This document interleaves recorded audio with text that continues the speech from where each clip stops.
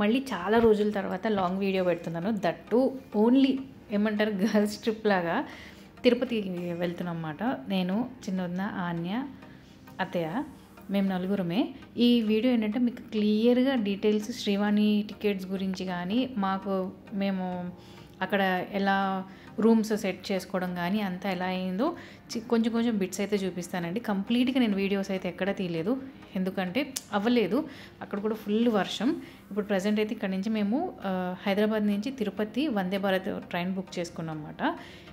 First చాలా రోజుల నుంచి అనుకుంటున్నాం వెళ్దామని, కానీ మాకు శ్రీవాణి టికెట్స్ కావాలి అని అంటే ఒక్కొక్కళ్ళు ఒక్కొక్కలాగా చెప్తున్నారు. అక్కడ తిరుమల కూడా కాల్ చేసినప్పుడు వాళ్ళు ఒకలా చెప్తున్నారు.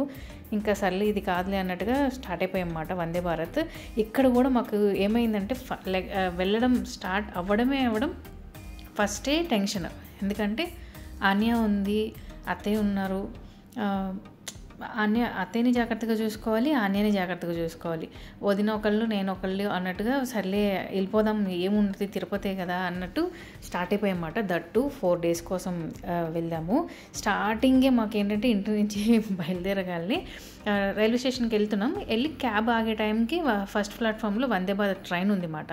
ఉండగానే మా ఆయన ఏమన్నారంటే, అదిగో వందే భారత్ మీరు ఎక్కాల్సింది, ట్రైన్ ఆల్రెడీ ప్లాట్ఫామ్ మీద ఉంది అన్నారు. ఇంకా ఆయన అన్నారు కదా, మేము కూడా ట్రైన్ నెంబర్ కూడా చూసుకోలేదు, డైరెక్ట్గా వెళ్ళి వందే భారత్ ఎక్కేసాం. మా కోచ్ నెంబరు సీట్ నెంబర్ దగ్గరికి వెళ్ళిపోయేసరికి ఆల్రెడీ అక్కడ బ్యాచిలర్స్ ఎవరో కూర్చొని ఉన్నారు. కూర్చొని ఉండి అయ్యో బాబాయ్ సత్యం మన అందరికీ కలిపి ఒకటి టికెట్స్ ఇచ్చినట్టున్నారు అనుకున్నాం. వాళ్ళు టెన్షన్ పడ్డారు. కానీ జస్ట్ మిస్ అండి. మేము ఎక్కిందేమో హైదరాబాద్ టు వైజాగ్ వందే భారత్ ఎక్కేసాము. జస్ట్ ఎందుకో సేమ్ సీట్ అండి అది ఇది అని అనుకున్నాం, కానీ ఆర్గ్యూ చేయలేదు. అక్కడ మాకు బెస్ట్ పాయింట్ ఏంటంటే మేము ఆర్గ్యూ చేయలేదు, వాళ్ళు కూడా ఏమనలేదు. వాళ్ళు టెన్షన్ పడ్డారు, మేము టెన్షన్ పడ్డాం. సేమ్ సీట్లు వచ్చినాయి, ఎక్కడ కూర్చోవాలి ఏంటి, చాలా లాంగ్, మళ్ళీ 2:30 వరకు తిరుపతి వెళ్ళేసరికి అనుకున్నాం. ఎందుకో మా హస్బెండ్ అన్నారు ట్రైన్ నెంబర్ అని చెప్పి అనగానే అక్కడ ఒక నెంబర్ డిఫరెన్స్ వచ్చిందన్నమాట. ఇంకా సడన్గా ఇలా దిగాం. జస్ట్ మేము దిగిన తర్వాత ఓన్లీ 30 secondsలో ట్రైన్ అనేది స్టార్ట్ అయిపోయిందండి. అసలు చాలా దగ్గరలో మిస్ అయ్యామన్నమాట. లేదంటే వైజాగ్ వరకన్నా వెళ్ళేవాళ్ళం, లేదా ఏదన్నా మధ్యలో రైల్వే స్టేషన్లో అయినా దింపేసేవాళ్ళు అనమాట. ఇంకా వందే భారత్లో ఏంటంటే మనం ఎక్కిన వెంటనే మనకి టిఫిన్ అయితే ఇస్తారు, టీ ఇస్తారు, స్నాక్స్, వాటర్ బాటిల్, పేపర్ అలాంటివి అక్కడే మనకి ప్రొవైడ్ చేసేస్తారు. మనకి మార్నింగ్ ఎక్కగానే ఏంటంటే టిఫిన్ టీ అను బిస్కెట్స్ అవి ఇస్తారు. తర్వాత 8 o'clock 7:30కో 8:30కో బ్రేక్ఫాస్ట్ అయితే ఇస్తారు. దాంట్లో వడ, పొంగల్, మన చట్నీ, ఒక కప్ కేక్ అలాంటివి ఇచ్చారన్నమాట. అంటే ట్రైన్లో అంతంత మాత్రం నార్మల్గా జనరల్ ట్రైన్స్ మనం వేరే చూసుకుంటే దానికన్నా వందే భారత్లో ఫుడ్ కొంచెం బాగానే అండి, పర్వాలేదు అని చెప్పచ్చు. మరీ అంత అద్భుతం ఏం కాదు, తినేది కాబట్టి ఎలా అయినా అని చెప్పి. ఇంకా మేము ఏం చేసామంటే కప్ కేక్స్ ఉన్నాయి కదా, అవన్నీ ఆన్య నేను కలిసి నైట్ అంతా నిద్ర లేదు. ఫస్ట్ ఎక్కగానే బ్రేక్ఫాస్ట్ కొంచెం తినేసి ఇంకా నచ్చంది వదిలేసి ఆ కప్ కేక్స్ అన్నీ పక్కన పెట్టేసాం అన్నమాట. పెట్టేసి ఇంకా నలుగురం పడుకుని పోయాము. ఆన్యకి నాకు ఒకవైపు వచ్చింది, మా పక్కన ఇంకొకరికి వచ్చింది, అండ్ తర్వాత అత్తయ్యకి వదినకేమో ఇంకొక వైపు వచ్చింది. కానీ అన్ని టైం టు టైం అయితే ఇచ్చేస్తారండి. మధ్యాహ్నం 12:30-1 కల్లా లంచ్ ఇచ్చేస్తారు. లంచ్లో వచ్చేసి మాకు కర్డ్ కప్ సపరేట్ ఇస్తారన్నమాట. వాటర్ బాటిల్స్ మనం ట్రైన్ ఎక్కగానే వాటర్ బాటిల్స్ ఇచ్చేస్తారు. ఇంకా మనకి లంచ్లో వచ్చి ఏమి ఇస్తారంటే, నేను ఇప్పటిసరికి వందే భారత్ ఇప్పటికీ 3-4 times ఎక్కాము. దాంట్లో మనకి జీరా రైస్ లాగా ఇస్తారు. జీరా రైస్, పన్నీర్ కర్రీ ఒకటి ఇస్తారు, రోటీ ఇస్తారు, ఒక ఏదన్నా ఇగుర్లాగా ఫ్రై లాగా ఒకటి ఇస్తారన్నమాట. మిక్స్డ్ పికిల్ ఒకటి ఇస్తారు. ఓకేగా ఉంటుందండి ఫుడ్, ఏం లేదు అంతా. పన్నీర్ పీసెస్ ఎక్కువ ఇచ్చారు కానీ కొంచెం నీళ్ళగా ఉంటుంది.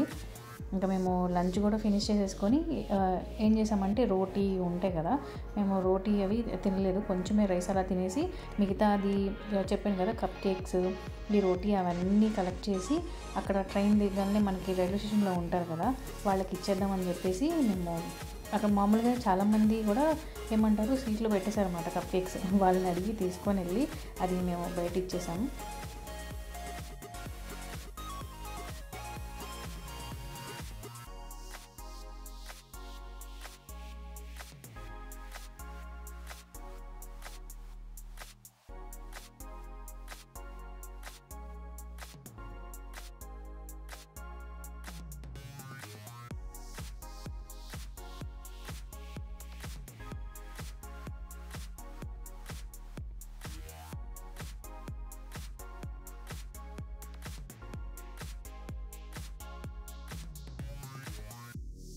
మామూలుగా అయితే ఇంట్లో తినిపించేదాకా అస్సలు తిందు. ఆ తినిపించడానికి కూడా చాలా తంటలు పడాలి.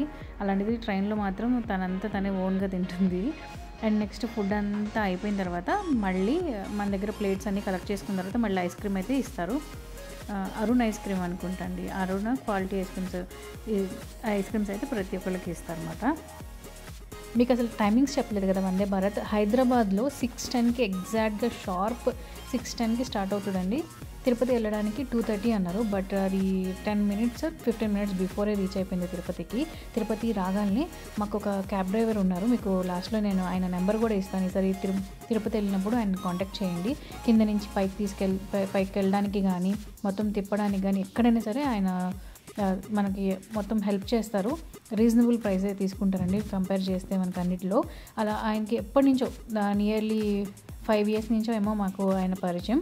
ఆయనకి ముందే మేము కాల్ చేసామన్నమాట, పలానా రోజు వస్తున్నాం అనేసరికి ఆయన వచ్చి వెయిట్ చేస్తున్నారు.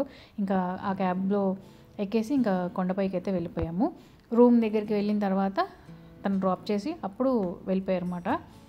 అది ఇక్కడ యాక్చువల్గా మీకు ఈ వీడియోలో కాకపోయినా నెక్స్ట్ వీడియోలో, ఎందుకంటే ఇది 2 partsగా పెడతాను, నెక్స్ట్ వీడియోలో అయినా సరే మీకు క్లియర్గా చెప్తాము. ఈసారి వెళ్ళిన నేను దర్శనానికి కానీ అన్నీ కానీ క్లియర్గా మీకు ఎక్స్ప్లెయిన్ చేస్తాను.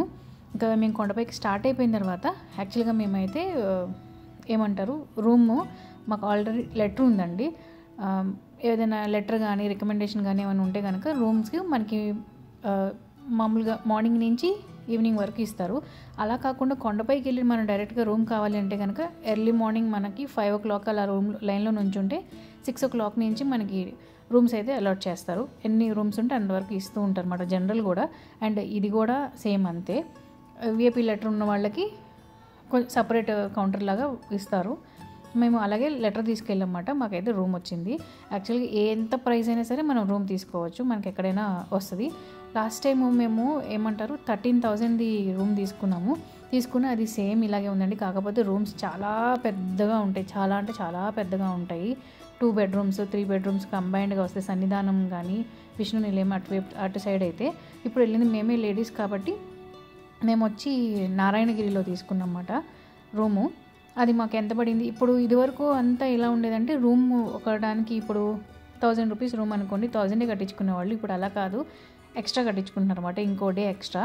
మామూలుగా అయితే 24 hours అయిన తర్వాత మనం వెకేట్ చేయాల్సి ఉండేది కదా, ఇప్పుడు అలా కాదంట. ఇంకొక రోజు ఎక్స్టెండ్ చేసుకోవచ్చు. ఇంకో రోజు కూడా ఒక 5 minutes దాటినా కూడా డబల్ ఛార్జ్ పే చేయాలి. అంటే ఇప్పుడు 5 o'clock మనం వెకేట్ చేయాలనుకోండి, 5:30 అయ్యిందనుకోండి, డబల్ ఛార్జ్ అంటే 2000 ఛార్జ్ చేస్తారు మనకి. మనం వెకేట్ చేసేయాలి, 2000 కూడా పే చేయాలన్నమాట. అలాంటి రూల్స్ వచ్చాయని చెప్పి అన్నారు. మేము వెళ్ళిన తర్వాత మంచి ఏసీ రూమ్ కావాలి అని చెప్పాము. ఎక్కడ కావాలి అన్నారు. మాకు నారాయణగిరి బాగా నచ్చుద్ది. ఎప్పుడు మ్యాక్సిమం వెళ్ళినప్పుడు దాంట్లో ఎక్కువ దిగన్నమాట. సన్నిధానం అండ్ విష్ణు నిలయంలో కూడా దిగం, నారాయణగిరి. అప్పుడు నారాయణగిరిలో కావాలి సార్ చూడండి అని అంటే ఆయన నారాయణగిరిలో మనకి ఇచ్చారు. రికమెండేషన్ కూడా వాళ్ళు జస్ట్ రాసిస్తారు, మన లైన్లో నుంచొని మన అమౌంట్ పే చేసి మన రూమ్ అయితే బుక్ చేసుకోవాలి. మేము అడిగినట్టుగా నారాయణగిరిలో ఇచ్చారు. ఇది వచ్చి 1600 పడిందండి రూము. 2 daysది 3200 మా చేత పే చేయించుకున్నారు. ఇంకా రూమ్కి వెళ్ళి అన్నీ సెట్ చేసుకున్న తర్వాత, రూమ్ అయితే చాలా సూపర్ ఉంది, కానీ నేను రూమ్ వీడియో తీయడం మర్చిపోయాను. ఇంకా అన్నీ సెట్ చేసేసుకొని రూమ్లో అన్నీ పెట్టుకున్న తర్వాత లంచ్ చేద్దామని అయితే వచ్చేసాము. యాక్చువల్గా వెళ్ళినప్పుడు ఎన్ని రోజులు ఉన్నా సరే ఈసారి మేము 3 days ఉండడానికి అని చెప్పి వెళ్ళామన్నమాట. ఎన్ని రోజులు ఉన్నా ఒక రోజు ఉన్నా సరే ఒక్కసారి అయినా సరే వెంగమామలో అయితే భోజనం అయితే చేస్తాం. ఎందుకంటే దేవుడి ప్రసాదం కదండి, భోజనం అయితే చేస్తాం. భోజనం చేసిన తర్వాత ఏం చేశానో నేను నెక్స్ట్ వీడియోలో అయితే చెప్తాను మీకు. బాయ్.